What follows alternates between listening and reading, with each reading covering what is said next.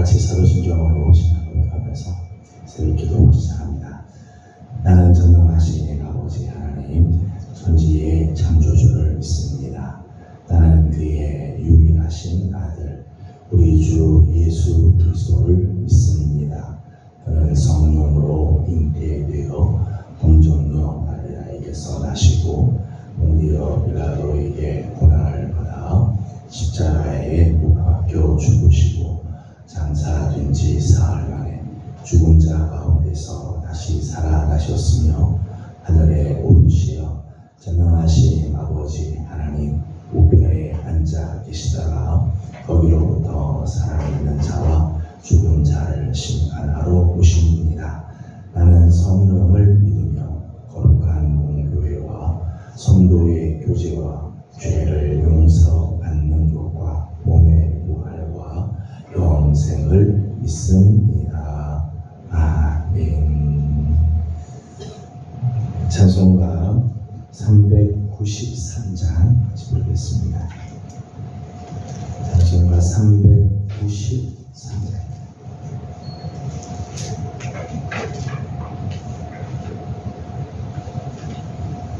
오 신실하신 주 내 아버지여 늘 함께 계시니 두려움없네. 그 사랑 변참고 날 지키시며 어제나 오늘이 한결같네. 오 신실하신 주, 오 신실하신 주, 날마다 자비를 베푸시며 일용할 모든 것 내려주시니 오 신실하신 주 나의 구주.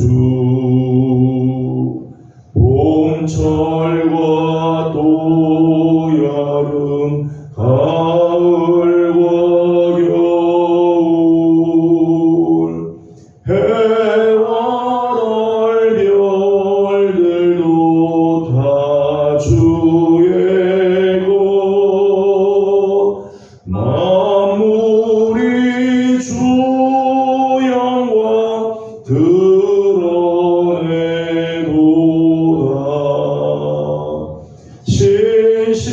신실한 주 사랑 나타내네. 오 신실하신 주, 오 신실하신 주, 날마다 자비를 베푸시며 일용할 모든 것 내려주시니 오 신실하신 주 나의 구주. 내 죄를 사하여 아리하시고 주 진리 오셔서 인도하네. 오늘의 힘되고 내일의 소망 주만이 만복을 내리시네. 오시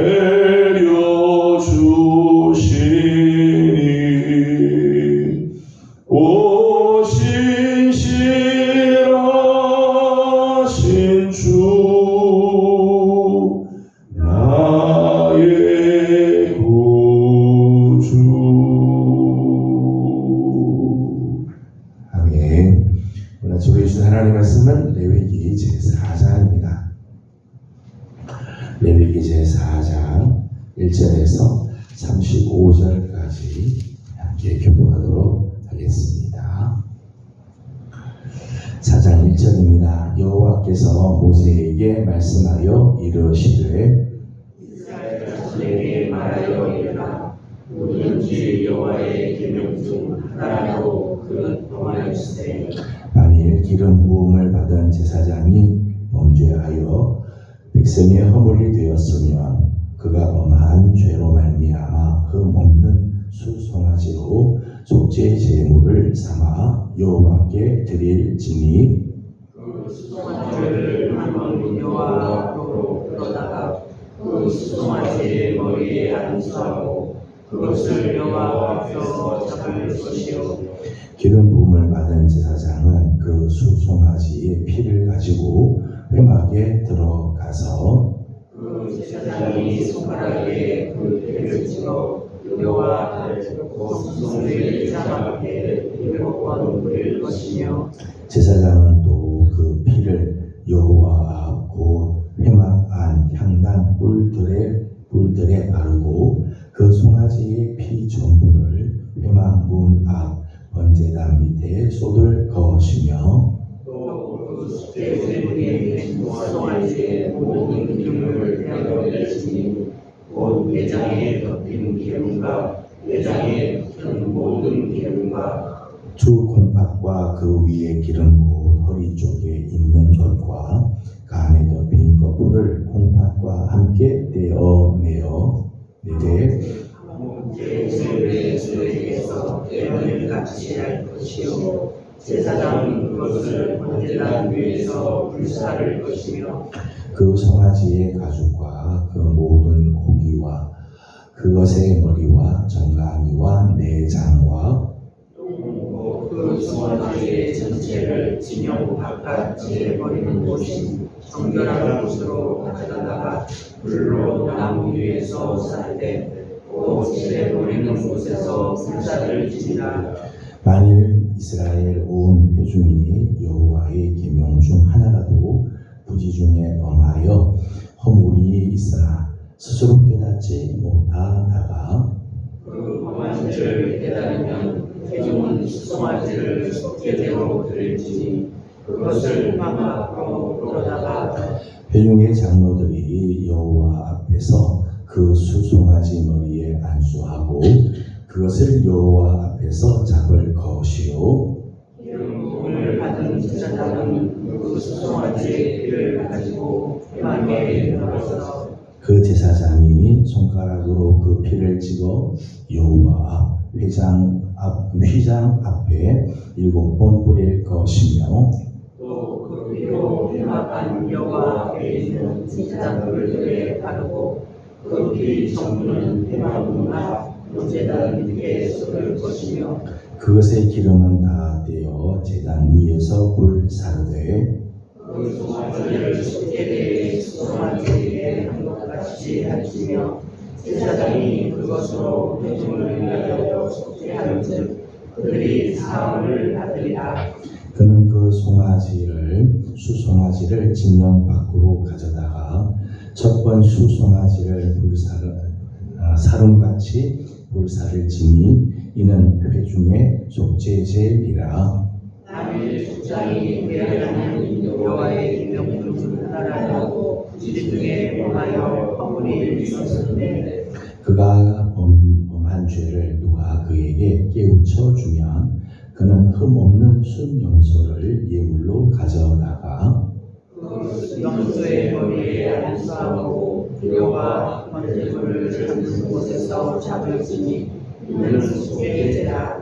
제사장은 그 속죄의 제물의 피를 손가락에 찍어 번제단 뿔들에 바르고 그 피는 번제단 밑에 쏟고 그 모든 기름을 화목제 제물의 피름같이 제단 위에서 불사를 지니 이같이 제사장이 그 범한 죄에 대하여 그를 위하여 속죄하는즉 그가 사함을 얻으리라. 만일 평민의 한 사람이 여호와의 계명 중 하나라도 부지 중에 범하여 허물이 있었는데 그가 범한 죄를 누가 그에게 깨우쳐 주면 그는 흠없는 암수소를 보고서 그 문화지로 말미암아 그것을 예물로 삼아 그 속죄의 제물의 머리에 안수하고 그 제물을 번제물을 잡는 곳에서 잡을 것이며 제사장은 숟가락으로 그를 찢어 번제단 뿔들에 바르고 그 피 성분을 제단 밑에 쏟고 그 모든 기름을 화목제물의 기름을 떼어낸 것 같이 떼어내 제단 위에서 불살라 여호와께 향기롭게 할지니 제사장이 그를 위하여 속죄한즉 그가 사함을 받으리라.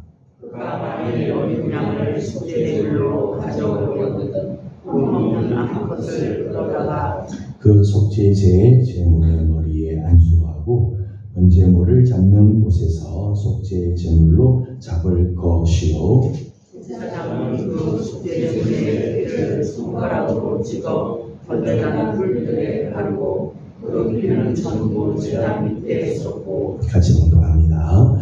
그 모든 기름을 화목제 어린 양의 기름을 떼는 것 같이 떼내어 제단 위 여호와의 제물 위에서 불살을 지니 이같이 제사장이 그가 범한 죄에 대하여 그를 위하여 속죄한즉 그가 사함을 받으리라. 아멘.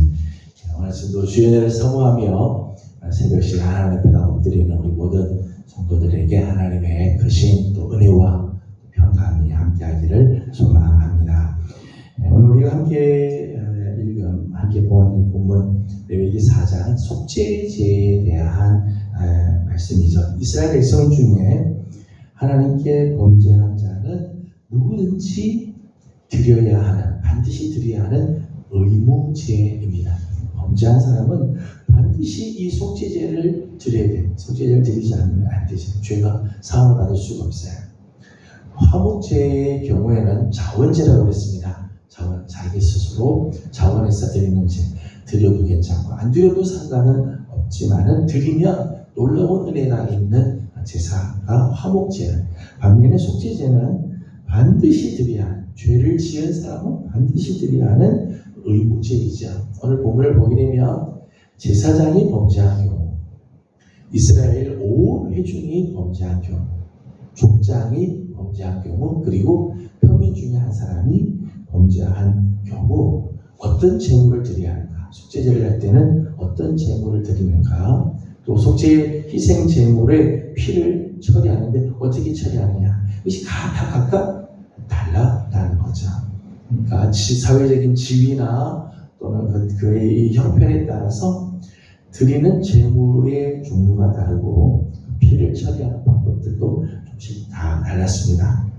근데 이 속죄제는 어려운 표현입니다만 예표를 하죠. 예수 그리스도 장차 오신 메시아를 예표하는, 미리 보여주는 그런 특징이 있어요. 이스라엘 5가지 제사가 다 그런데 이스라엘 제사가 단순히 이제 제사의 특징만이 있는 것이 아니라 장차 오실 메시아를 잘 보여주는 그런 예표론적인 그런 의미가 있습니다. 번제의 경우에는 하나님께서 기뻐하시는 제물, 하나님이 참 기뻐하시는 자의 모습을 보여주는 거죠. 온전한 희생, 온전한 헌신을 통해서 하나님께서 기뻐 받으시는 자의 모습이 장차 오실 메시아의 모습이죠. 번제에 드리는 그런 모습이 장차 오실 그 그리스도의 모습 중에 이런 모습들이 보여지고 있다는 거예요.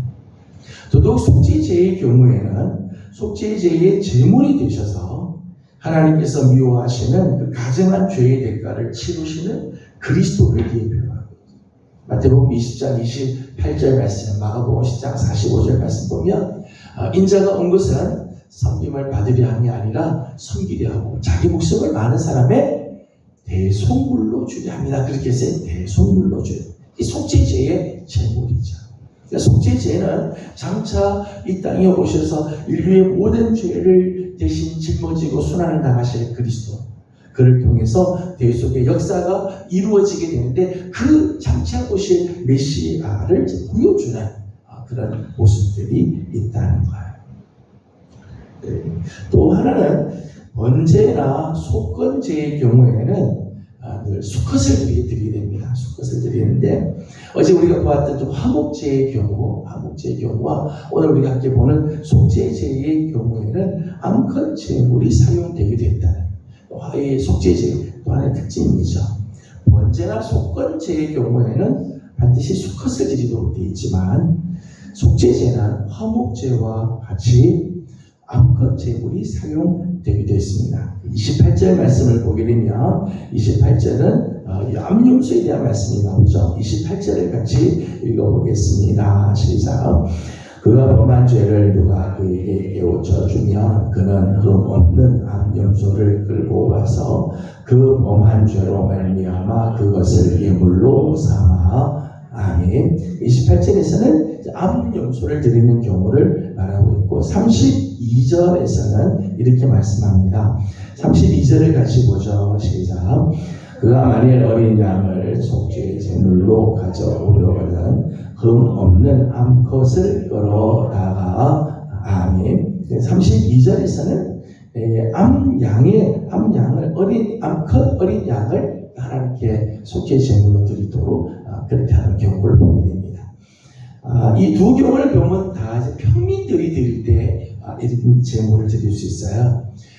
근데 이 암염소나 암컷 어린 양의 경우는 속죄의 제물 중에서 크기가 가장 작은 것들이에요. 작은 것. 그러니까 소나 아니면 순양이나 순염소를 드릴 만큼 여유가 있지 않은 경우에 작은 제물로서 드리는 경우죠. 그러니까 가난한 자나 극빈자의 경우도 속죄의 은혜에 참여할 수 있도록 하나님께서 배려해 주시는 모습이죠. 속죄제는 반드시 드려야 의무제라고 그랬습니다. 속죄제는 반드시 드려야 되는데 그 속죄제를 드리는데 가난하다고 해서 못 드리고 그렇게 되는 경우가 없도록 하기 위해서 암염소나 암컷 어린 양을 드릴 수 있도록 하나님께서 해 주시죠. 속죄의 은혜에 모두를 다 참여할 수 있게 해 주셨다는 거예요. 그것이 이제 속죄제의 몇 가지 특징이에요. 다른 제사와 다른 그런 부분들입니다. 네, 오늘은 특별히 1절에서부터 12절까지 나오는 이 경우에 속죄제를 어떻게 드리는가에 대한 말씀을 잠깐 나누려고 합니다. 3절에 있는 말씀을 같이 읽도록 하겠습니다. 3절 같이 봅니다. 시작. 만일 기름 부음을 받은 제사장이 범죄하여 백성의 허물이 되었으면 그가 범한 죄로 말미암아 흠없는 수송아지로 속죄의 제물을 삼아 여호와께 드릴지니. 아멘. 특별히 오늘 1절에서 12절까지는 영적인 지도자, 제사장이 범죄를 하는 경우에 대해서 말씀을 하고 있어요. 지도자의 범죄에 대해서 1절에서 12절까지 아주 중하게 이 문제를 다루고 있죠. 영적인 지도자가 범죄하는 경우. 왜냐하면 지도자의 삶과 지도자의 이 자세는 본인의 문제로 끝나지 않는다는 거예요. 본인의 문제만이 아니라 본인이 책임지고 있는 공동체 전체의 영적인 생명까지도 위협을 주기 때문이죠. 막대한 영향을 미치기 때문에 지도자의 범죄에 대해서, 특별히 영적 지도자의 범죄에 대해서 아주 중하게 처리를 하고 있습니다. 그래서 이스라엘 영적인 지도자들 대제사장의 범죄에 관한 내용들이 이제 담겨져 있죠. 우리가 먼저 기억할 것은 제사장들, 영적인 지도자들인 제사장들이라고 해서 그들이 죄에서부터 완전히 자유로울 수 있느냐? 그렇지 못하다는 거예요. 우리 모든 인간은 죄로부터 자유할 수가 없죠. 영적인 지도자들이라고 하여서 죄에서부터 자유로운 게 아니죠. 모두가 다 죄의 영향력 아래에 다 있어요. 죄로 말미암아 다 연약한 존재라는 거예요. 평민들만 죄를 지어서 하느냐? 그게 아니에요. 세속적인 지도자만이 아니라 제사장이 범죄를 하는 경우도 있다는 거죠. 기억해야 할 부분이고 조심해야 할 부분들이. 제사장들도 부지 중에 죄를 지을 수가 있죠. 세상에는 율법의 요구를 완전히 충족시킬 수 있는 인격은 아무도 없어요. 율법에서 완전히 자유롭고 모든 율법을 다 지킨 사람은 아무도 없어요. 제사장이라는 이름이 있다고 해서 됩니다. 그렇지 않죠. 모든 사람이 죄를 범하였을 때 한 사람도 죄를 범하지 않은 사람이 없다고 말할 정도죠. 오늘 우리가 영적인 지도자로 보는 것, 저를 비롯해서 오늘 우리 모두가 기름 부음을 받고 또 중직으로 하나님 앞에 세움을 받고 또 재직으로 하나님 앞에 세움을 받으며 영적 왕같은 제사장으로 우리가 부름을 받았어도요, 유혹받을 수 있고요, 범죄할 가능성이 얼마든지 있지. 사실 우리가 환경이 그렇지 않아서 우리가 죄를 못 짓는 거죠. 죄 지을 수 있는 환경에 들어가면요, 우리 중에 누구도 자기를 자신할 수 없어요. 나는 괜찮아. 절대 그렇지 않아. 다 넘어지고 금세 죄의 오염이 될 수밖에 없어요. 때문에 영적인 지도자들은 영적 긴장 상태를 꾸준히 유지할 줄 알아요. 저를 비롯해서 우리 모든 주님의 종들, 기름 부음을 받은 주의 종들은 더더욱 그렇죠. 왜냐하면 영적인 지도자가 행동을 잘못하거나 범죄하게 되면 오늘 3절의 말씀 보니까 이렇게 표현을 했어요. 제사장이 범죄하여 백성의 허물이 되었으니, 그 제사장이 범죄했는데 그 제사장이 범죄하면 자기 죄로 끝나는 게 아니라 백성의 허물이 되는, 백성 전체의 허물이 되는 그런 일들이 일어나기 때문이라는 것. 그렇기에 영적인 지도자로 세움을 받은 자들은 늘 긴장해요. 영적으로 긴장하고 죄의 오염이 되지 않도록 늘 조심해야 하는 거죠. 영적인 지도자의 범죄는 치명적인 파문을 야기하게 되죠. 치명적인 이 파장을 일으키게 돼 있어요. 최근 교단의 지도자들의 이런 추문들이 많이 이렇게 나오면서 참 안타까운 일이죠. 교단의 지도자들이 이런 추문이 있게 되면 세상 사람들 앞에서 교회의 위상이 떨어지게 되죠. 전도의 문이 닫히게 되고 지도자에 대한 존경과 신뢰가 다 무너지게 되죠.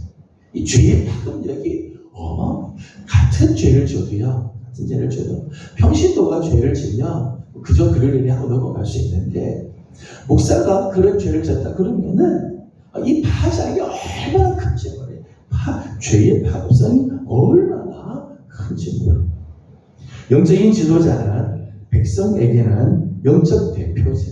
영적인 대표를 맡은 사람이에요. 영적으로 대표이고, 죄에 대해서는 마지막 보루라고 말할 수 있죠. 죄에 대해서는 평신도들은 넘어질 수 있고 연약해서 쓰러질 수 있지만, 영적인 지도자라고 하면 마지막까지 그 죄가 넘어오지 못하도록 그것을 막고 그 죄를 이기고 죄와 싸워야 할 마지막 보루와 같은 그런 존재이죠.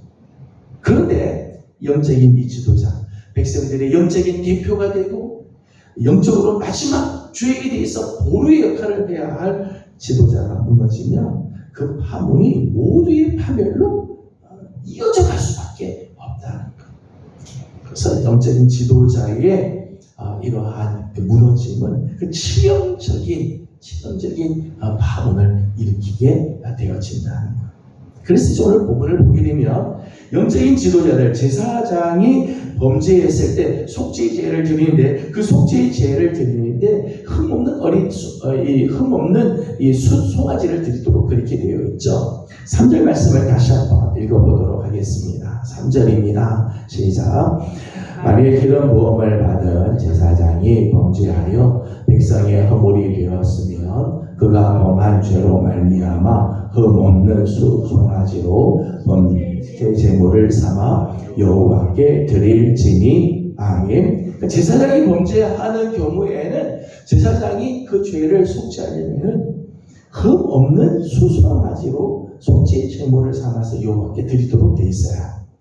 13절 이하의 말씀을 보게 되면 이스라엘 온 회중이 죄를 지을 때의 모습입니다. 13절과 14절을 읽어보도록 하겠습니다. 13절, 14절입니다. 시작. 만일 이스라엘 온 회중이 여호와의 계명 중 하나라도 부지 중에 범하여 허물이 있으나 스스로 깨닫지 못하다가 그 범한 죄를 깨달으면 회중은 수송한 죄를 속죄제로 드릴지니 그것을 회막 앞으로 끌어다가 아멘. 13절 이하의 말씀 보면 이스라엘 온 회중이 하나님 앞에 범죄했어요. 민족적인 죄를 지은 거죠. 민족 전체가 하나님 앞에 죄를 지었을 경우에 속죄제를 드릴 때 속죄제 제물은 어떤 제물을 드린가면 흠없는 수송아지를 드린다. 그러니까 제사장 한 사람이 범죄해서 속죄 제물을 드릴 때 흠없는 수송아지. 이스라엘 회중 온 회중이 하나님 앞에 부지 중에 죄를 지었다가 속죄할 때도 역시 흠없는 수송아지를 드려요. 드리는 제물이 같은 드리는 제물이 같고 드리는 하나님 앞에 이 드리는 모든 규모나 과정들이 다 같은. 다시 말하면 제사장 한 사람이 지은 그 죄가 얼마나 큰가 하면 이스라엘 온 회중이 다 죄를 지은 것과 같다. 그만큼 무겁다. 지도자의 죄는 전체 백성이 지은 죄와 비중이 같을 정도로 하나님께서는 그렇게 보신다. 그만큼 지도자의 자리가 중요하고 지도자의 역할이 중요하고 영적인 지도자의 책임이 그만큼 무겁다는 거예요. 야고보서 3장 1절의 말씀을 보게 되면 야고보 사도가 그런 말씀하죠. 너희가 많이 스스로 가지 마라. 많이 스스로. 왜냐하면 심판날 더 많이 심판을 받게 될 것이기 때문이네. 오늘 우리 사랑하는 귀한 우리 예명의 우리 성도들 새벽에 깨워서 주님 앞에 나와 엎드리는 우리 모든 식구들뿐만 아니라 예수 그리스도를 믿는 모든 자들은 왕같은 제사장을 부르고 특별히 우리는 하나님께서 기름을 부어서 하나님께서 영적인 지도자로 세운 자들이죠. 교회에서 지도자고 가정에서도 지도자예요. 사회에서도 영적인 지도자로 하나님께서 우리를 세워주셨죠. 영적인 지도자로 세워졌기 때문에 우리는 더더욱 우리 마음대로 그냥 생각 없이 아무렇게나 살아서는 안 돼요. 오늘 우리 그리스도인들이 한번 죄를 지으면 세상 사람들이 지은 죄보다도 더 중요하고 더 중요하다는 이 의식. 나 한 사람이 넘어지면 나 한 사람으로 끝나는 게 아니라 내 뒤에 내 가정이, 내 뒤에 있는 내 교회가, 더 나아가서는 나라와 민족이 하나님 앞에 큰 허물이 된다는 것을 기억하고 특별히 영적인 지도자로 부름을 받은 자들은 오늘 우리를 부르신 하나님의 뜻을 따라 더더욱 경건의 삶을 살고 중요한 이 지도자의 자리를 잘 지켜가는 우리 귀한 성도들이 다 되기를 주님의 이름으로 권면합니다. 기도하겠습니다. 거룩하신 우리 하나님 은혜와 사랑을 감사드립니다. 오늘 아침도 우리 사랑하는 성도들을 주의 종으로 불러주시고 하나님의 말씀 앞에 또 오늘 하루를 열게 하여 주신 것 감사드립니다. 이스라엘 백성들이 범죄를 하며 반드시 드려야 할 속죄제에 대한 말씀을 나누면서 특별히 영적인 지도자, 제사장이 범죄하며 온 백성들이 허물이 있고 이스라엘 온 회중이 하나님 앞에 범죄할 때 이 속죄의 제물을 드리는 것과 같은 제사를 드려야 하는 것을 우리가 보면서 영적인 지도자들이 얼마나 중요한지 오늘 우리가 하나님 앞에서 어떤 삶을 살아야 할지 다시 한번 기억하게 하여 주시옵소서. 하나님 부족한 종으로부터 시작해서 하나님 기름 부어 하나님께서 세워주신 우리 영적인 모든 지도자들이 하나님 앞에서 더욱더 경건을 지키게 하여 주시고 많은 사람들 앞에서 본이 되며 하나님의 뜻을 쫓아서 살아가는 우리들이 되게 하여 주시옵소서. 하나님 오늘 우리가 범죄하면 우리 뒤에 있는 우리 가정이 우리 교회가 나라와 민족이 하나님 앞에 큰 허물이 되어 넘어지게 되는 것을 기억하고